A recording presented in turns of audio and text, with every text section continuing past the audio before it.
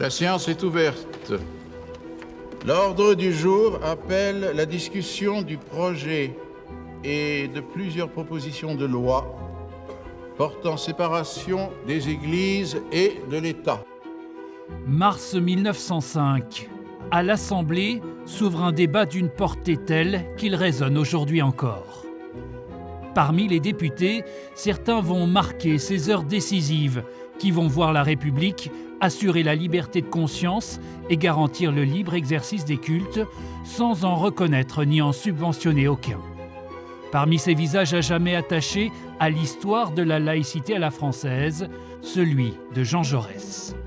Jean Jaurès est né à Castres en 1859, une famille au départ plutôt de paysans, mais son père va être aussi à un certain moment marchand forain. C'est peut-être là que Jaurès va voir un petit peu les prodiges de la parole, va voir comment on s'adresse au public, comment on s'adresse à une foule. Il est élu député dès l'âge de 25 ans. C'est donc l'un des chefs de file du socialisme français, à la fois un grand orateur, mais aussi un philosophe, c'est-à-dire un penseur.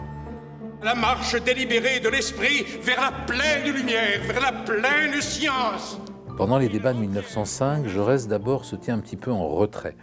Il faut savoir que contrairement à beaucoup de socialistes, Jaurès ne rejette pas les idées religieuses. Sa fille a pu faire sa première communion. Il aime les églises, les cathédrales, au moins pour s'y retirer, pour y penser. Et puis il considère qu'elles font partie de l'histoire de la nation. C'est donc pas un anticlérical viscéral, même s'il combat l'Église en tant que force politique de réaction. Il va soutenir l'option d'Aristide Briand, c'est-à-dire celle d'une loi de compromis.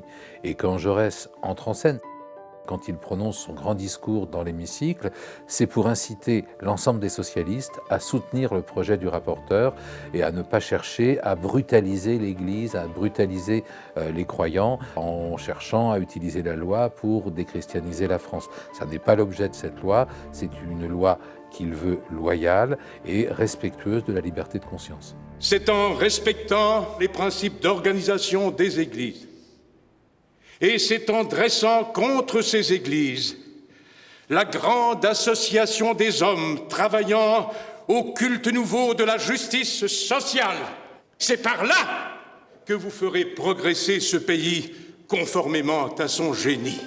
Nous ne faisons pas une œuvre de brutalité, de sournoiserie.